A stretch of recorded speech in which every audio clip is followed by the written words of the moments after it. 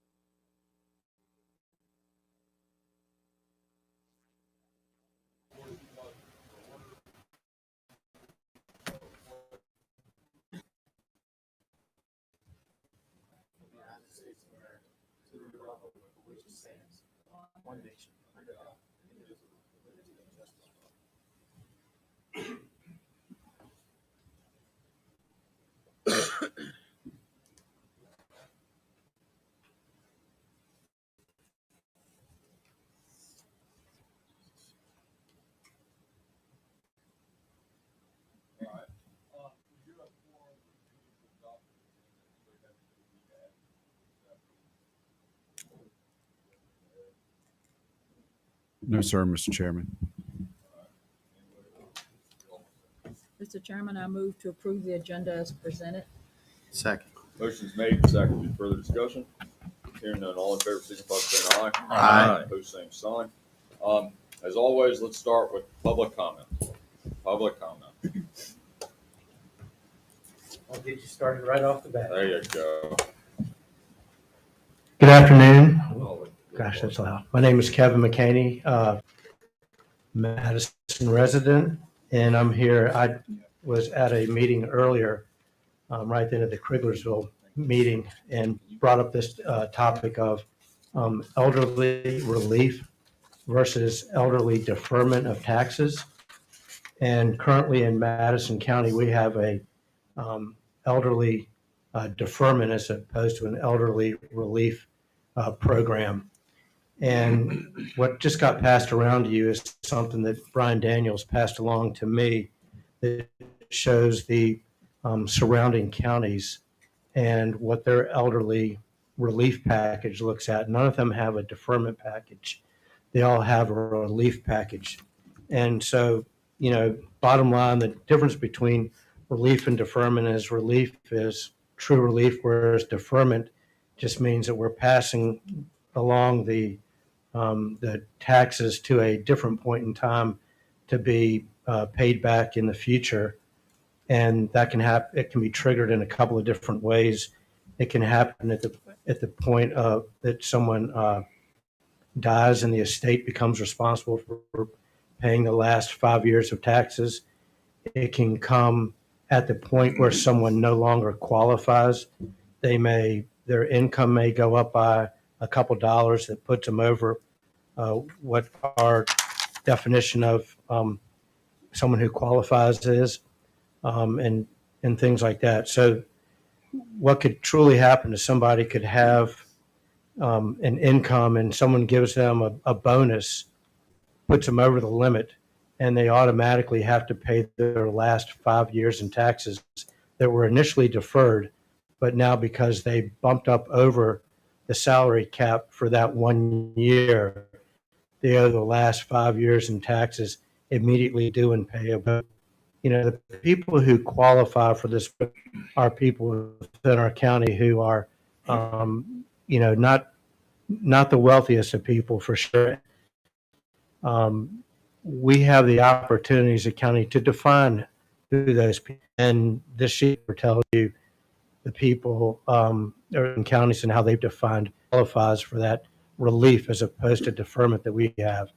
So I would just like for the board to please consider changing from a deferment to a relief package and to do as all the other surrounding counties are already doing, and look out for our elderly, the ones who have mostly been here for years and years, and not put them in a position where they choose not to use the deferment program because of that one time that, they might go over the limit and have this balloon payment immediately due and payable that they could never pay, or throwing it on their heirs or whomever down the road that may have to pay it.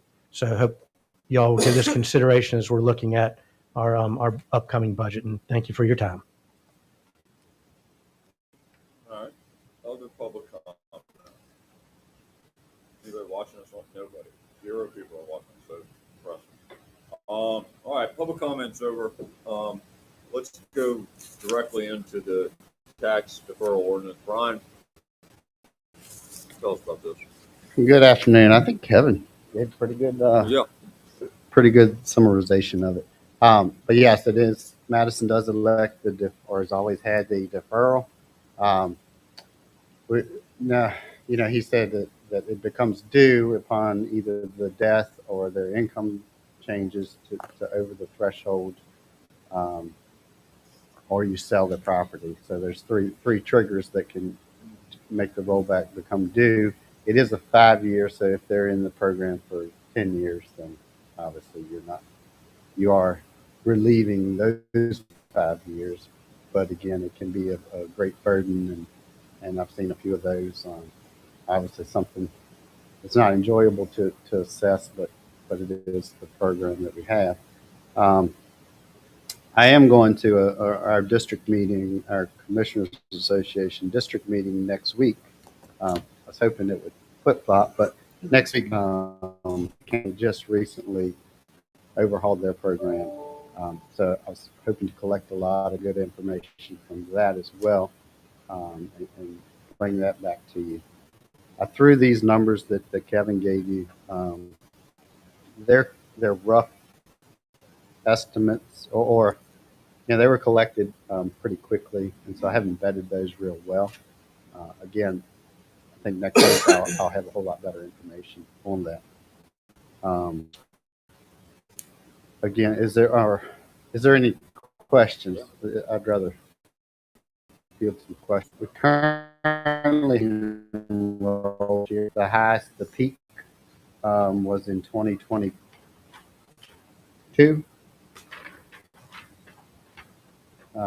We had 19 enrolled. Currently, this past year, we relieved $15,000 in revenue, or deferred $15,000 in revenue. The peak was 21,000. Is it common to see people roll in and roll out of this program? Not common. I mean, typically when they qualify, they continue to qualify. But as Kevin mentioned, there are ones where somebody got a little bit more in Social Security or unemployment, something to that effect, that can bump them up, kick them out, and have that 5-year rollback due. And there's no length of time that they can be in it only. It's only retroactive for the 5 years previous, correct? Correct. Right. They can be in it for 25 years. But yeah, you would only assess the 5 years. So typically, Brian, you see them roll out due to them passing away, and it goes over to their. Right. And that's caused issues in the past. Of course, this is protected through code 58.1-3. And so we can't notify anybody. And sometimes, I could, maybe disclose that to their heirs or kinfolk to tell them, hey, I was, and there's been a few times where we've had to assess that. The heirs didn't realize it. And then that, again, you have this big payment come due. Of course, Stephanie can work with them, she has ways to work with them. But again, it is can be a significant amount of money for that 5-year rollback. Board, I emailed you all the link. Jennifer's got it up on the screen. So if later on you want to look at it, that's when I say link, that's a link to our existing ordinance. So when it talks about qualifiers, how you qualify, the household income. So whether there's 2 people, 4 people, 5 people living at home, all that matters.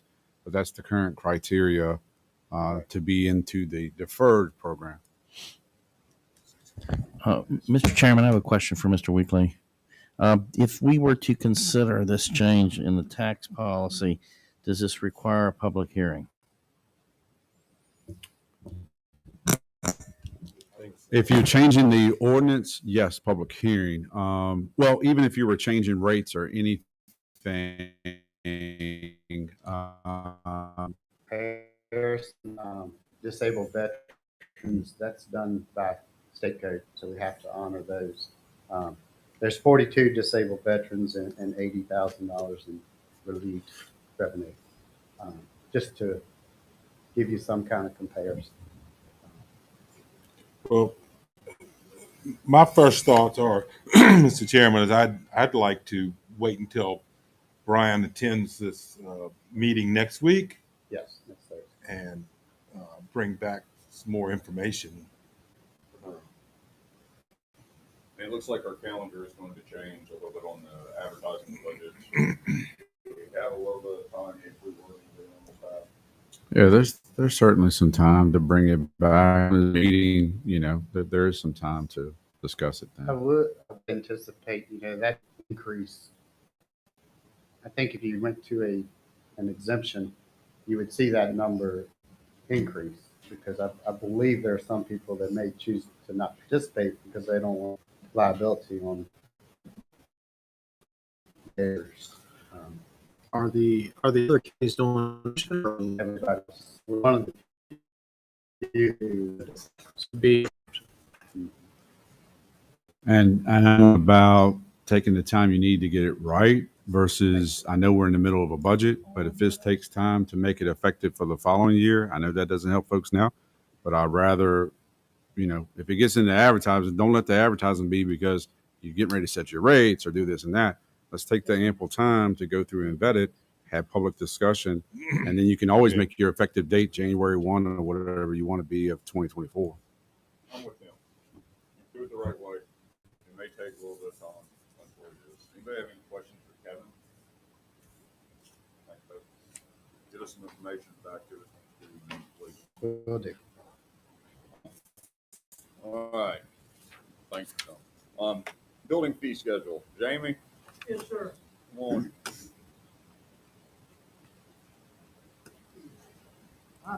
You want to sit down or something? No, standing is better. Make the circulation better. I don't know. Okay, all right.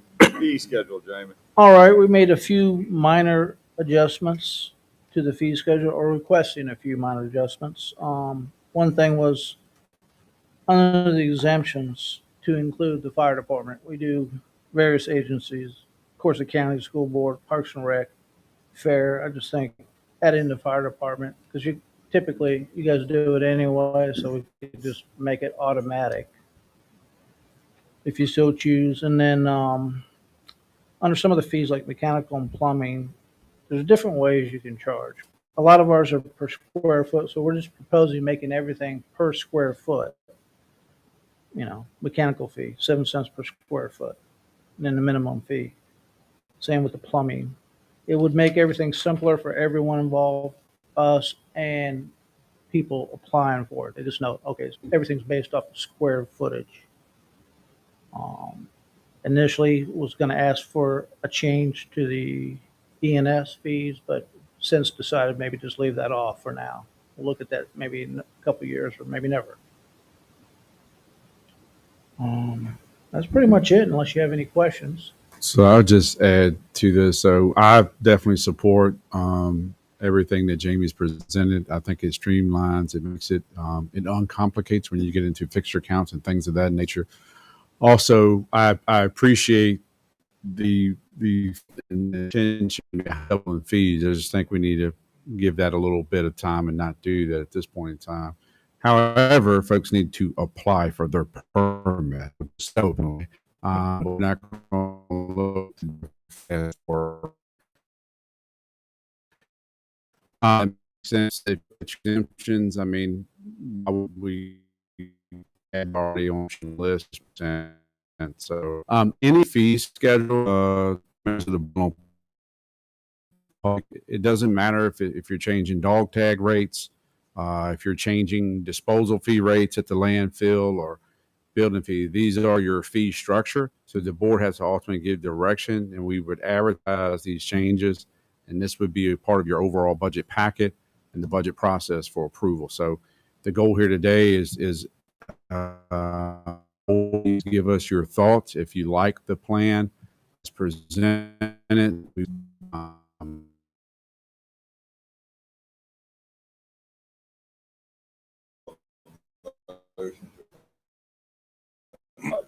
These rates. So,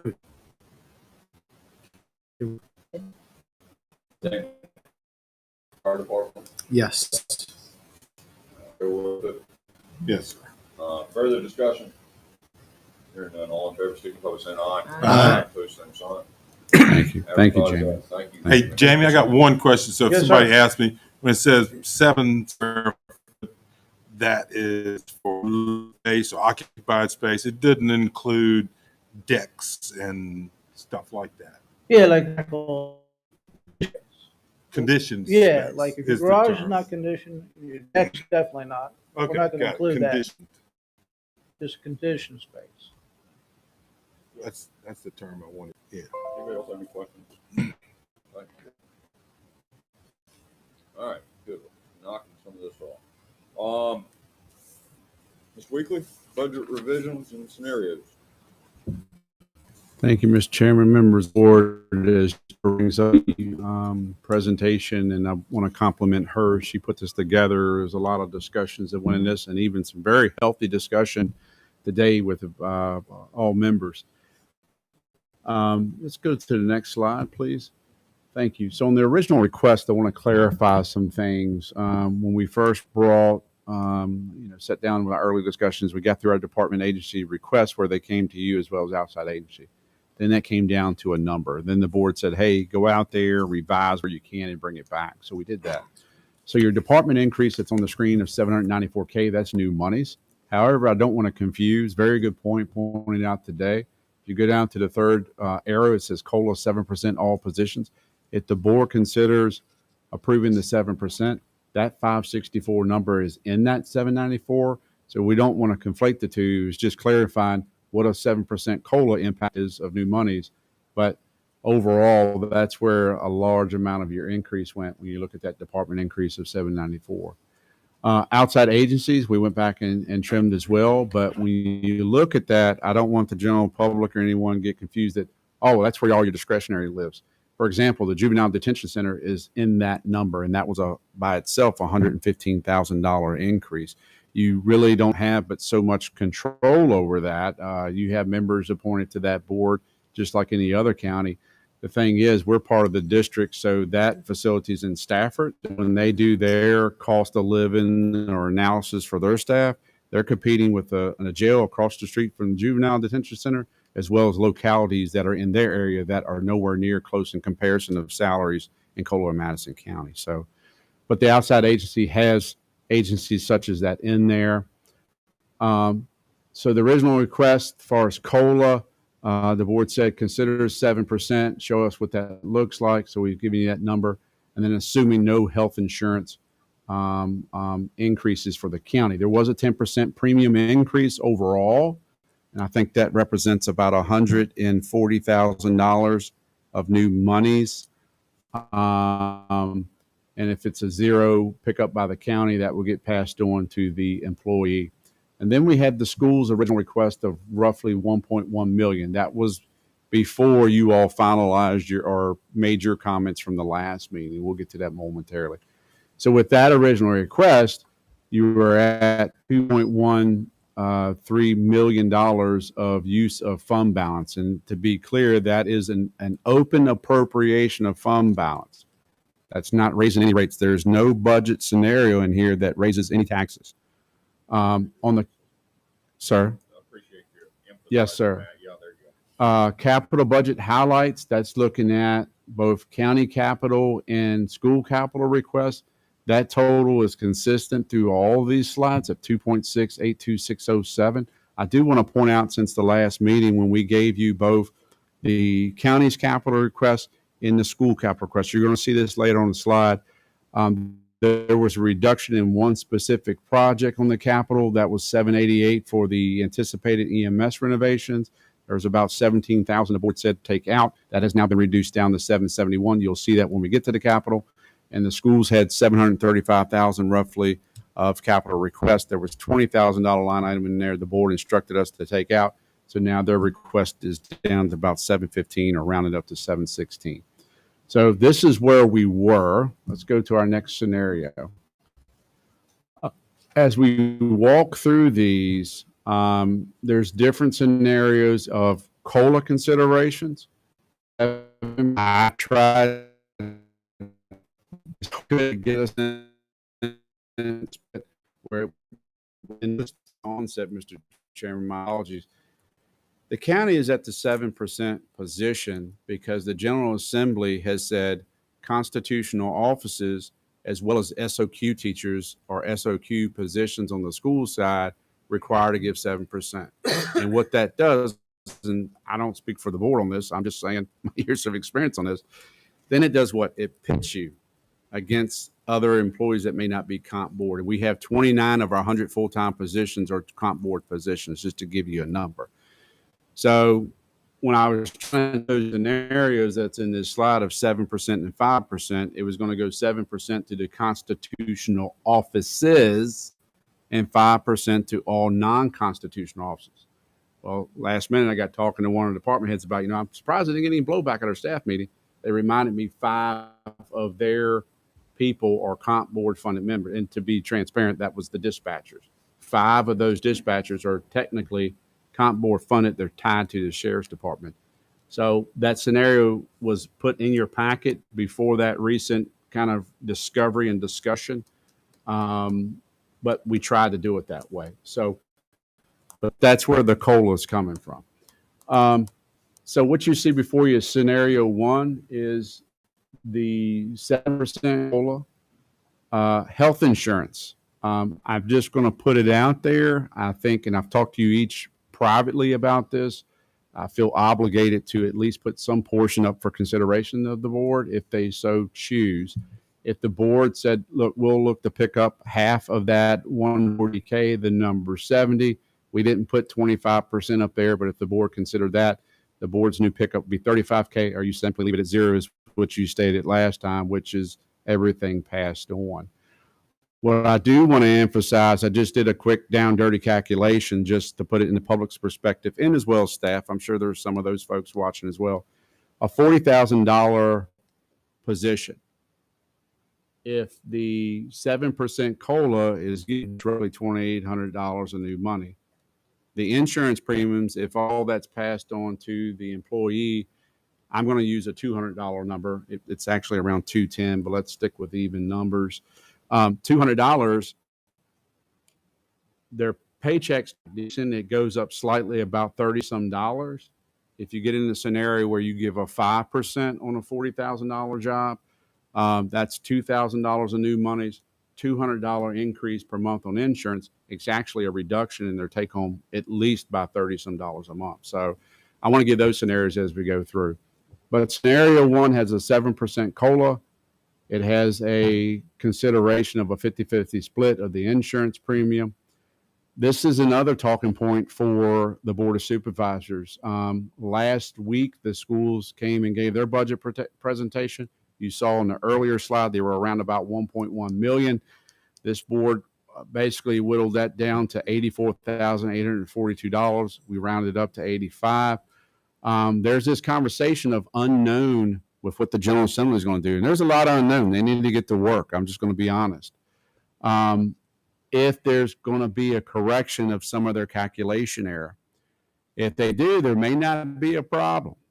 If there's a shortfall, it could be around 100K. So the question becomes, does the board put that money in their budget? School, put it in there and let them come back later on for a budget or supplemental appropriation, which if that total amount equals 1% of the total operating budget, they are required, the board's required to have a public hearing to do the proper budget amendment. So those are those options. So in this scenario here, members of the board, the 585 assumes you would put that into their line item.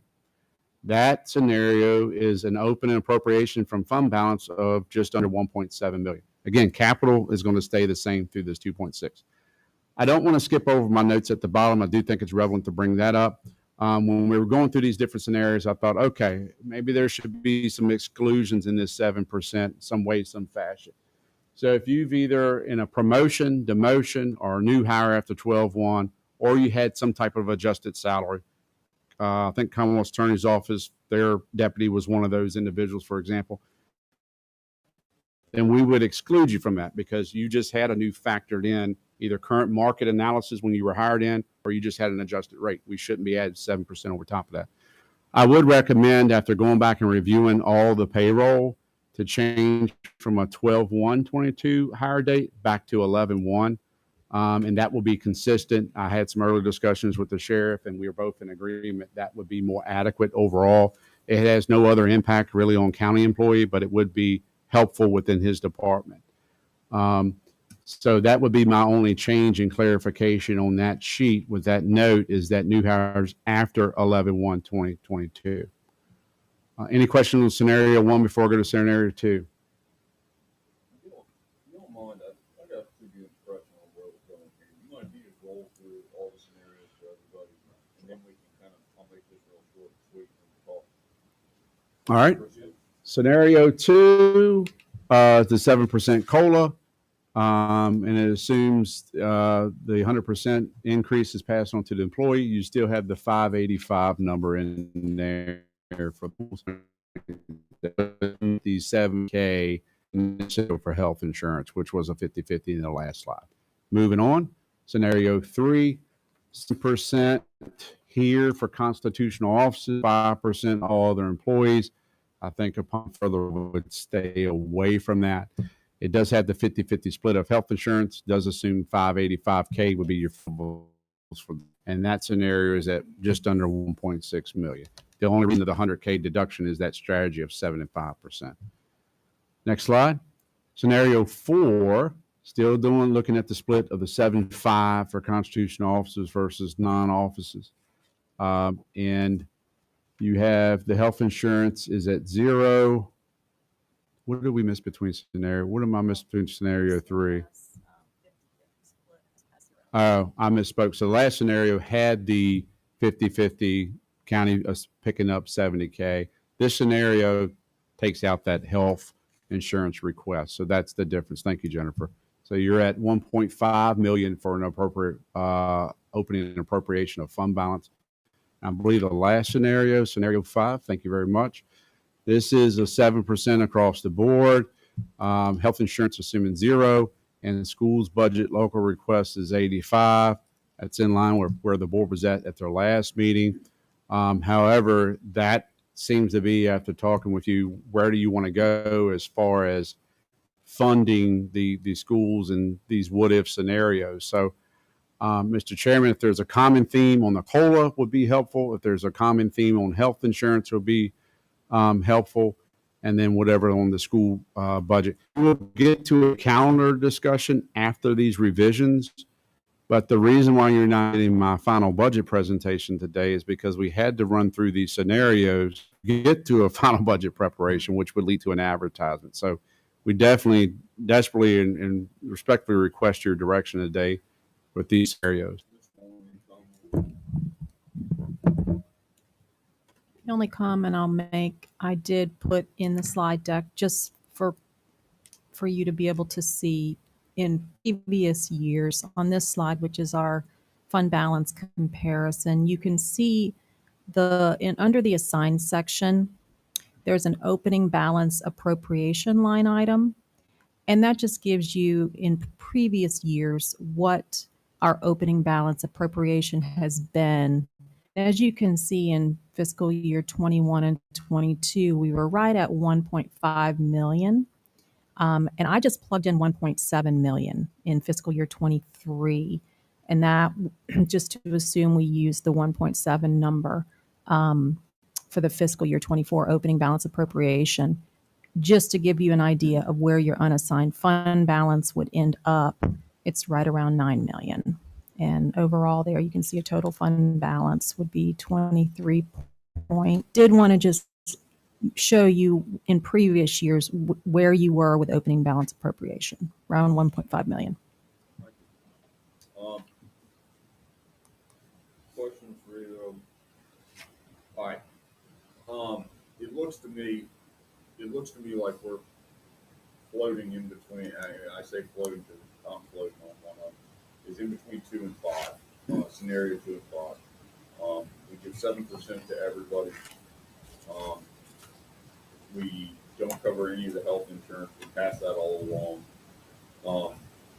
The reason I say between 2 and 5 is the 500K for the schools. The schools have added that. I understand they've added that back to their side as anticipated revenue without a guarantee. The sheet we worked off, the party prepared last meeting had in the parentheses that if the state doesn't cover the 500K, it's 590. The five, let's just say 500K, then the whole again. I know that Ms. Warren has presented 1% this morning, and maybe the number isn't 500, but we would put somewhere 142K for the schools, 1% full stabilization or something. I've got concerns with 500, and I'm easy to negotiate down from that number, certainly. We had, years ago, we had, and I'm sorry to tell you the story, we had the rescue squad and the volunteers.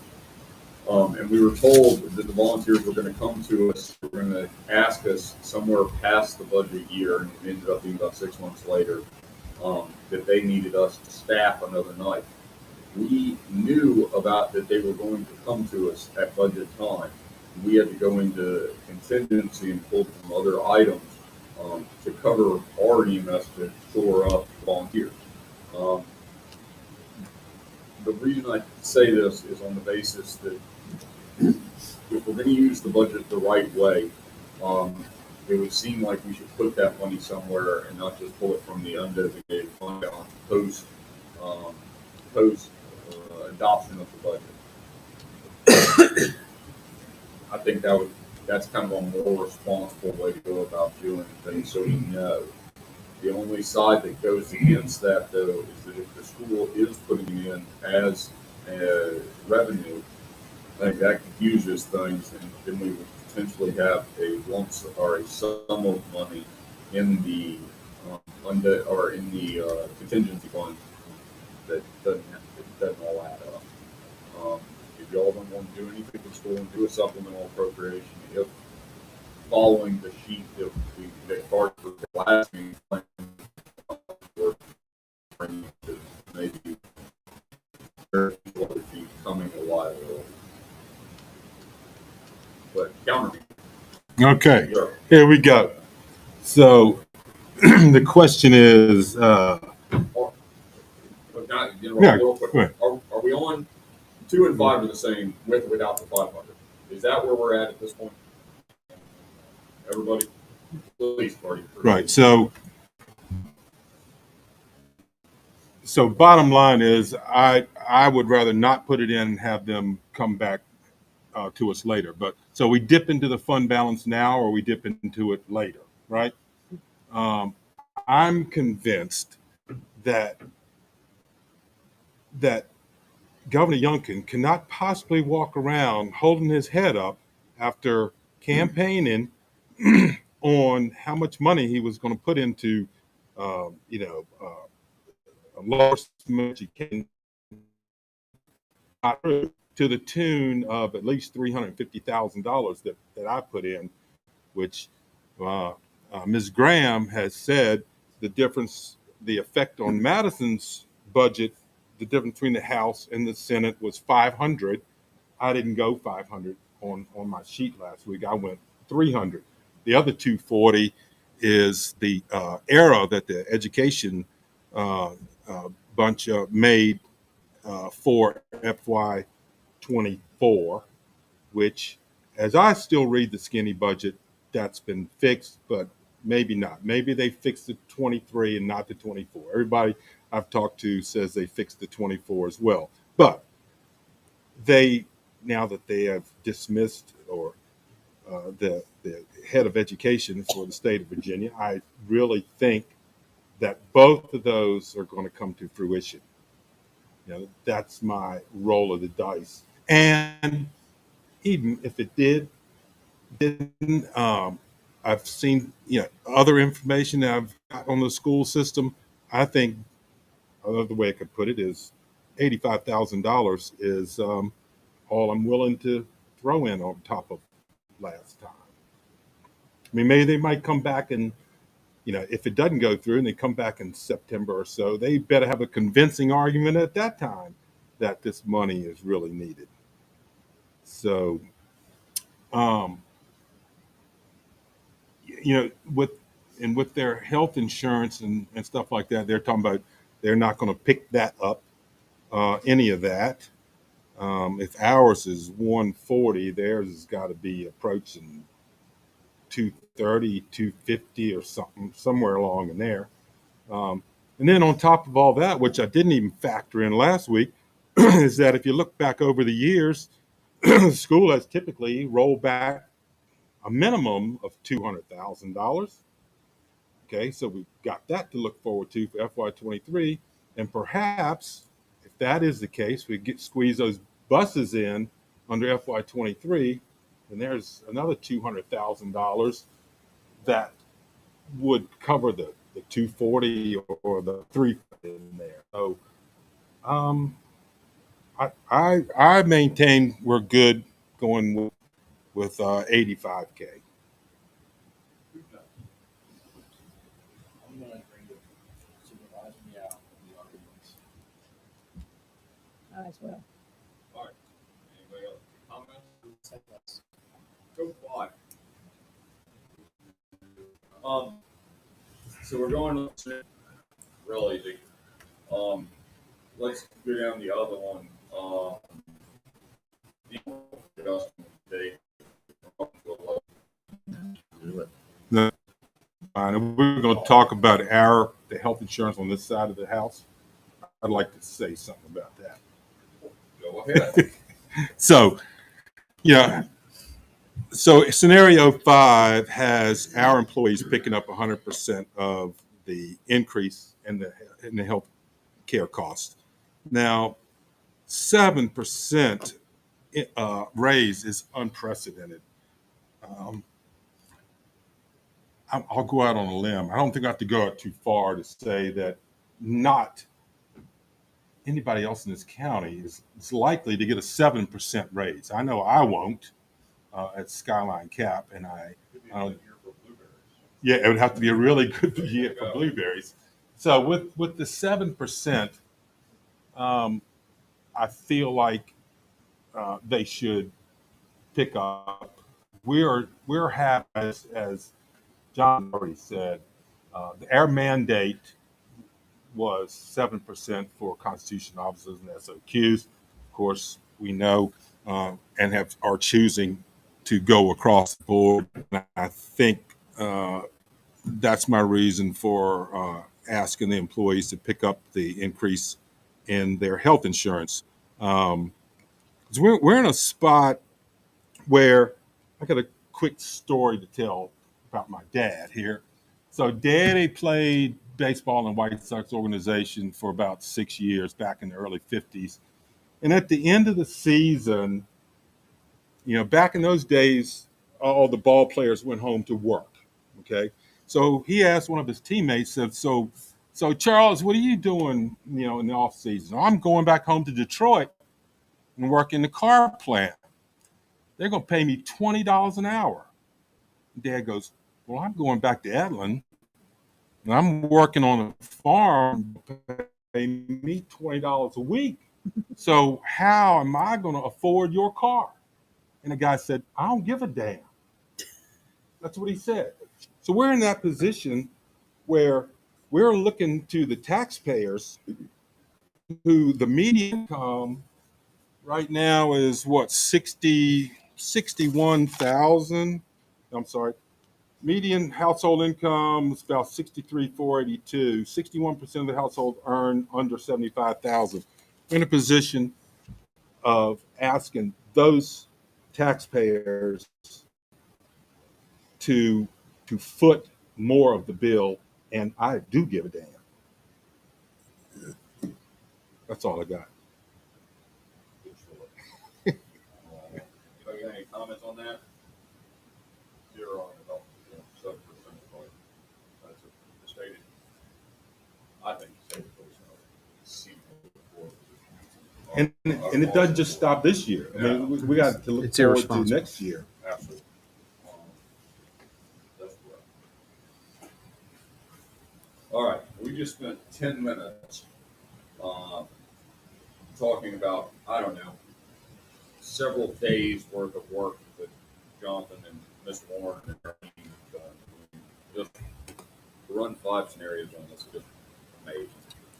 Thank you both.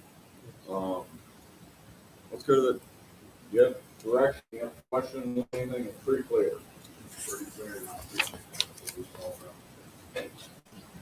All right. Anybody else got anything on this versions, comments, thoughts, anything? I have a couple of comments, Mr. Chairman.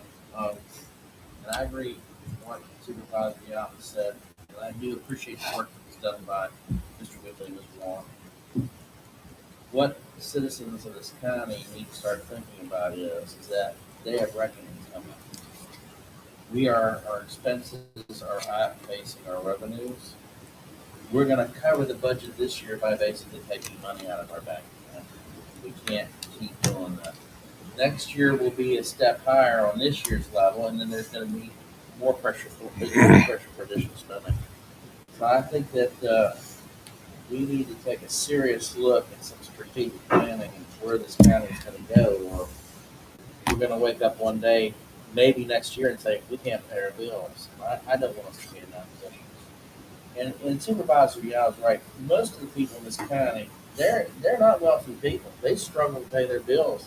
And after the last 2 years of inflation, it's become darn near impossible for a lot of people to live. And you're right, the General Assembly has put us in a horrible position. And I mean, I've spoken to representatives from the Assembly, and I have pleaded with them. They have a $4 billion surplus. If they're going to mandate these raises, they need to pay for them. We can't do it. So I don't know what's going to happen down in Richmond, but I think people need to contact their representatives and ask them are they either going to cover this, or is it ultimately going to be pushed down onto the local taxpayers, which it is, and that's going to be personal property and it's going to be real estate. And the sky's the limit based upon the requests we've had this year. And we could be paying, as I Supervisor Yao earlier today, a couple of years, we could be paying $1.00 on our real estate tax with the current trajectory, and that is just no, we can't do that.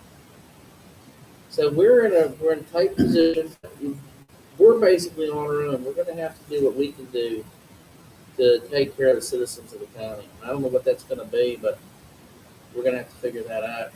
Fortunately, we have a county staff that I think has done a really good job of keeping our spending down.